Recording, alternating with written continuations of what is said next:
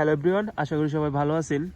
তো দেখতে পাচ্ছেন আমার হাতে এটা কি, তো এটা কেন লাগাইছি আর কি কারণে লাগাইছি আমি আপনাদেরকে বলতেছি। আর এটা কিন্তু আমার না লাগাইলেও চলতো, ডাক্তারদের কিছু গাফিলতির কারণে এগুলো লাগাইতে হয়। ডাক্তাররা কিন্তু এখন আগের মতো নাই, ঠিক আছে। এটা কিন্তু এমবিবিএস ডাক্তারের একটা কাজ। তো দেখেন, আমার সাধারণত মানে প্রথমত হচ্ছে যে আমার জ্বর হয় হালকা হালকা পরিমাণ। জ্বর না, আমার সর্বপ্রথম হচ্ছে সর্দি লয়। তো সর্দি লওয়ার পর হচ্ছে যে এর পরের দিন আমি গোসল করি, গোসল করার পর হচ্ছে যে খাওয়া দাওয়া খাই, ঘুমাই। ঘুমানোর পর পরে হচ্ছে যে আমার গায়ে জ্বর চলে আসে। হ্যাঁ, তো জ্বর আসার পর হচ্ছে যে আমি হালকা পরিমাণ ওষুধ খাই, অ্যান্টিবায়োটিক। তো এরপর হচ্ছে যে জ্বরটা চলে যায়।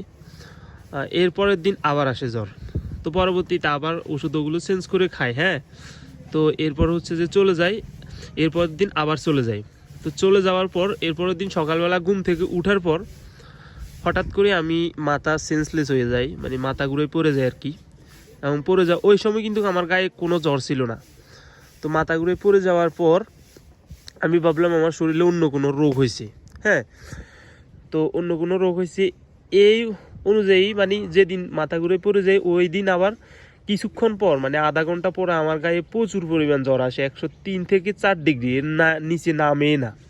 হ্যাঁ, পরবর্তীতে বিকেলবেলা আমরা ডিসিশন নিই, আমি ডিসিশন নিই যে আসলে বড় ডাক্তারের কাছে যাওয়া উচিত। হ্যাঁ, পরবর্তীতে বিকেলবেলা 5টার দিকে বড় ডাক্তারের কাছে যাই। যাওয়ার পর উনি যাওয়ার পর পরে আমাকে বলছে যে আমার নাকি ডেঙ্গু হয়েছে। হ্যাঁ, দেখেন ওনাদের প্রতারণা চক্র। আমার নাকি ডেঙ্গু হয়েছে, আমার 3টা পরীক্ষা করাইতে হবে। যাক, ভালো কথা। তো 3টা পরীক্ষা করলো। পরীক্ষাতে অনেক টাকাই আসে, প্রায় 3000 টাকার মতো।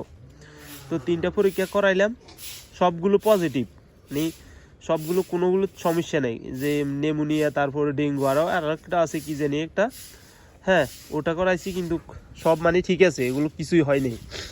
আমার তো প্রচুর পরিমাণ টেনশন লাগতেছে। আমি ওখানে শুয়ে শুয়ে খুব টেনশন করতেছিলাম। এরপরে হচ্ছে গেল এটা, যাওয়ার পর হচ্ছে যে এবার বড় ডাক্তারের কাছে আবার গেলাম রিপোর্ট এগুলো নিয়ে, যেগুলো হচ্ছে যে রিপোর্ট দেখাইছিলাম আর কি। মানে রিপোর্ট যেগুলো হচ্ছে যে টেস্ট করাইতে বলছে, ওগুলো নিয়ে যাওয়ার পর উনি আমাকে 10টা ইঞ্জেকশান দিছে। আমার কিন্তু নর্মাল একটা মানুষ, উনি আমাকে 10টা ইঞ্জেকশান দিছে 2000 পাওয়ারে, ঠিক আছে। কারণ আমার জ্বরটা অতটা হাই লেভেলের না। হ্যাঁ, এরপরেও উনি আমাকে 10টা ইঞ্জেকশান দিছে। তো আসলে এত বড় একটা ডাক্তার, উনি আসলে এই ধরনের কাজ করা কি উচিত হয়েছে? তো আসলে আমরা সাধারণ মানুষরে কিন্তু ডাক্তাররা বেশি হয়রানি করি। তো এরপর হচ্ছে যে যে টেস্টটা করাইছিলাম, হ্যাঁ, ওইখানে মনে করেন 3000 টাকার মতো, এগুলো ফাও। উনি যদি ভালোভাবে চেক করতো, হ্যাঁ, তাহলে মনে করেন কোনো সমস্যা হতো না। আর উনি যে টেস্টগুলো দিছে, এগুলো সর্বোচ্চ 300 টাকা বা 400 টাকা, সর্বোচ্চ 500 টাকা। কিন্তু সেই জায়গায় মনে করেন একটা টেস্ট আমার কাছ থেকে 1000 টাকা করে নিছে। তাহলে ভাই দেশ কোথায় গেছে বলেন? তো যাই হোক, তো আসলে আমি আমার লাইফে ফার্স্ট টাইম এত টেস্ট করাইছি। তো আমার আসলে এত টেস্ট করানো লাগতোই না। এরপরও আসলে মানে হঠাৎ করে সেন্সলেস হয়ে গেছি। তো আমার জীবনে, আমার লাইফে আর কি, আমার এই প্রায় 23-24 বছর বয়সে আমি কখনো এরকম সেন্সলেস হয়নি, মানে মাথা ঘুরে কখনো পড়িনি। তো এইবারে জ্বরের সাথে যে পরিমাণ গরম পড়তেছে, এই জ্বরের সাথে মানে একেবারে সেন্সলেস হয়ে পড়ে গেছি। তো এই জন্য আসলে মূলত আমার মনে একটু ভয় ঢুকে গেছে যে আসলে যে একটু যদি বড় ডাক্তারের কাছে যাই, উনি হয়তো বলতে পারবে যে কেন হয়েছে এরকমটা। তো আসলে ডাক্তারদেরকে মনে করেন আমরা প্রচুর পরিমাণ বিশ্বাস করে যাই ডাক্তারদের কাছে, কিন্তু ওনারা তো মনে করেন আপনার জন্য পাতি বসে রয়েছে। মনে করেন আপনাকে ফাঁদে ফালাইবো, ওই পাটটা করে হচ্ছে যে ওনারা বসে আছে। তা আসলে এই ধরনের ডাক্তারদের কাছে যাওয়া সাবধান, যাওয়া একেবারে উচিত না। আর কার কাছে যাবেন ভাই? প্রত্যেকটা ডাক্তারই মনে করেন বড় ডাক্তারের সিস্টেম, ওনাদের কাছে গেলেই ওনারা সিস্টেম আপনাদেরকে ফাঁদে ফেলাই দিব। এখন আসলে বাংলাদেশের অবস্থা খুবই খারাপ। আপনি হাসপাতালে যান, শুধু একমাত্র আমার মনে হয় প্রাইভেট হাসপাতালগুলোর কেমন অবস্থা আমি জানি না। তা আসলে প্রায় প্রত্যেকটা হাসপাতালে সেম এক অবস্থা।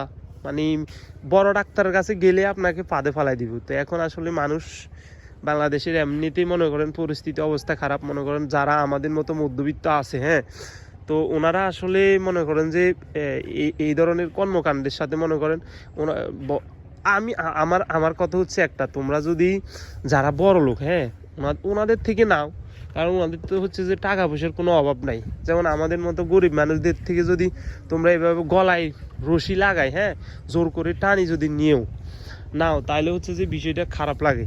আর যদি তুমি মনে করো যে বড় লোকের কাছে একটির জায়গায় যদি 10টি হলো, ওদের কোনো সমস্যা হবে না, কারণ ওদের ইনকাম সোর্স ভালো। কিন্তু আমাদের মতো গরিব মানুষেরকে মনে করো যে এইভাবে যে গলাতে রশি লাগায় নিতে গেলে মনে করেন যে আমাদের কিছুই থাকে না। তো আমি কালকে প্রায় 10,000 টাকার মতো নিয়েছিলাম, 10,000 টাকার মতো নিছি, মাত্র মানে সব মিলে মাত্র মনে 600 টাকার মতো ফিরিয়ে আসছে। এ শুধু টেস্ট কিনতে আর ওই যে বললাম ইঞ্জেকশন করতে ধরাই দিছে, হুদে খামাখা ইঞ্জেকশন, বা ইঞ্জেকশনগুলো মানে লাগে না বললেই চলে। তো যাই হোক, সবাই ভালো ভালো ডাক্তার পাইলে দেখাইবেন। আর যে কোনো বিষয় নিয়ে আসলে হাসপাতালে যাওয়া উচিত না। আমি আসলে মূলত গেছি, আমি হঠাৎ করে আমার লাইফে সেন্সলেস হয়ে গেছি, তো এই জন্য মূলত যাওয়া আর কি, নাহলে কিন্তু আমিও হাসপাতালে যাইতাম না। দেখেন যে ক্যানেলাটা ফিট করছে, হ্যাঁ, এই ক্যানেলাটা ফিট ভালোভাবে হয় নাই, হ্যাঁ, ওনারা কিন্তু অনেক বড় ধরনের একজন মনে করেন ক্যানেলা ফিট করতে পারে। এই যে ক্যানেলা কিভাবে ফিট করছে, মানে ক্যানেলাটা যেভাবে ফিট করছে, ক্যানেলাটা মনে করেন যে এই যে এই সাম্বার উপর দিয়ে ক্যানেলার যে ইয়াটা আছে এটা দেখা যাইতেছে। আর ক্যানেলার যে কস্টিপটা মারছে, হ্যাঁ, কস্টিপটাও ভালোভাবে মারতে পারে না। এখন আমি ভাবতেছি আসলে ক্যানেলাটা হচ্ছে যে আজকে খুলে আবার লাগাইবো। তো দৈনিক হচ্ছে যে একটা ইঞ্জেকশন 10 দিনে 10টা, আমি টার্গেট রাখছি যে 10টা আমার দেওয়া লাগবে না, কারণ আমার শরীর সম্পূর্ণ সুস্থ। তো আর এমনিতে ক্যানেলা প্রচুর পরিমাণে, এই ক্যানেলাটা ফিট করার পর থেকে আমার হাতে ব্যথা করতেছে, যদিও অতটা বেশি না, তবে মানে হালকা হালকা ব্যথা করতেছে। তো বুঝুন, তো এমনিতে শরীরের অবস্থা খারাপ, এরপর হচ্ছে যে হালকা হালকা ব্যথা। তো শরীর যতক্ষণ পর্যন্ত অতিরিক্ত খারাপ হবে না, ততক্ষণ পর্যন্ত আমার মনে হয় না বড় ডাক্তারের কাছে যাওয়া উচিত। আর বিশেষত জ্বরের ক্ষেত্রে আসলে আমার জ্বরটা ছিল অন্যরকম। আর এমনিতে যে পরিমাণ গরম, এই গরমে আসলে আমার যে পরিমাণ জ্বর 104 103, মানে এর নিচে টোটালি নামে না। তো এই জন্য, আর আমার মূলত সেন্সলেস হওয়ার কারণে, মানে আমি মাথা ঘুরে পড়ে যাওয়ার কারণে মূলত ডাক্তারের কাছে যাওয়া। আর আমার যে ক্যানেলা ফিট করছে এটাও ফিট হয় নাই ভাই। আমি বুঝি না, মানে এখনকার মানুষ আসলে ডাক্তারদের কাছে খুব বিপদে পড়ে যায়। যে হাজার হাজার মানুষ, আমি মনে 10 জনের পরে সিরিয়াল দিয়ে এরপর হচ্ছে যে ঢুকছি, কত কষ্ট করে ঢুকছি এবং কত টাকাও গেছে, হ্যাঁ, এরপরে মনে করেন আমার মন মতো হয়নি কোনো কিছু।